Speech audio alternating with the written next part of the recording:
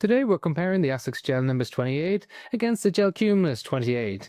Now they've become more similar with the more recent updates, however there are still some key distinct differences between them whether you want them for lifestyle use or for running. So for instance, if we look at the cushioning on the Nimbus 28, we've got 43.5 in the rear foot, 35.5 in the forefoot, giving you an 8mm drop. It has FF Blast Plus cushioning, which is a different blend than what we saw in the Nimbus 27, and we'll touch on how that feels. But in the Cumulus 28, we've had a massive makeover. It has 5mm less cushioning overall, so there's 38.5 in the rear foot and 30.5 in the forefoot. So less cushioning and a different type of cushioning, even though it still has an 8mm drop that we see in the Nimbus. So it has the FF Blast Max cushioning. That's the bouncy, springy cushioning that we see in the Nova Blast 5 and the ASICS Glide Ride Max 2. And that gives you a completely different feel than what we saw in the other Cumulus shoes. Now, if you think more cushioning equals better in the Nimbus 28, that's not always the case, as it's influenced by many factors. One is the weight. So we have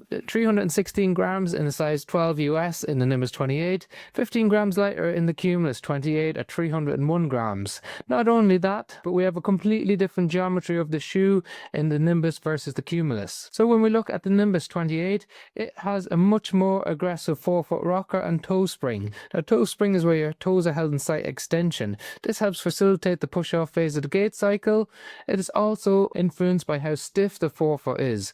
In the Nimbus 28, extremely stiff. In the Cumulus 28, much more flexible. So we have more cushioning under the Nimbus 28, much stiffer. Therefore, it helps to protect the ball of the foot. So if you've hallux rigidus or big toe arthritis, the Nimbus 28 is going to be a better option for you.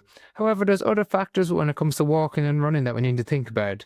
We've got a much improved heel bevel on the Cumulus 28. That means that you get a very smooth transition when you initiate contact with the ground, whether you're walking or you're running. And then, before we touch on how the cushioning feels, we need to think about the stability elements of the shoe.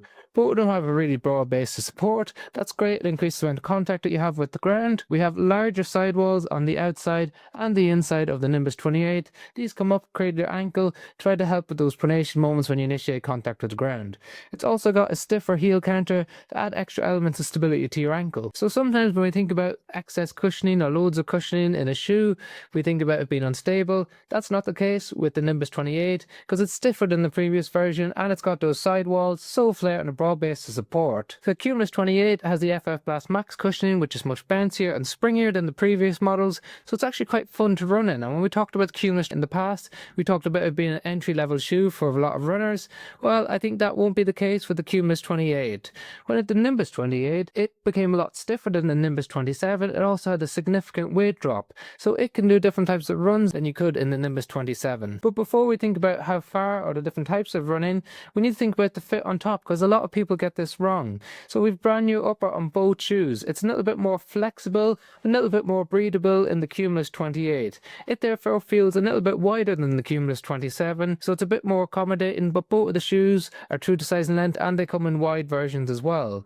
We have cut tongues on both shoes and they got rid of the external pull-on tab on the Cumulus.